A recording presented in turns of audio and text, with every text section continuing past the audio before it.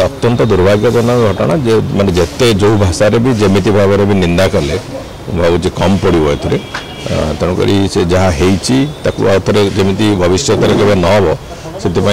केंद्र सरकार प्रधानमंत्री नरेंद्र मोदी एकदम कठोर कठोरतम कार्यानुष्ठान नवार प्रक्रिया आरंभ कर कूटनैतिक स्तर में तो सब संपर्क छिन्न कराई बाकी भी ता बाद भी कठोर कठोर कार्यानुष्ठान नवार प्रक्रिया आरंभ कर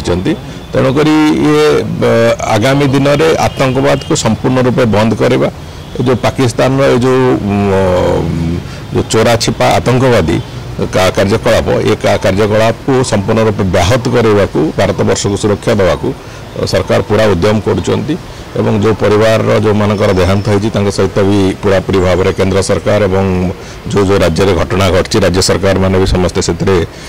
सांगे पूरा ठिया होती मु भावुची भविष्य में अंततः यह घटना घटो ना आज पर्यंत हो नाला केवे जे पर्यटक मान आक्रमण आतंकवादी आक्रमण हो नाला तो प्रथम थर कर कथा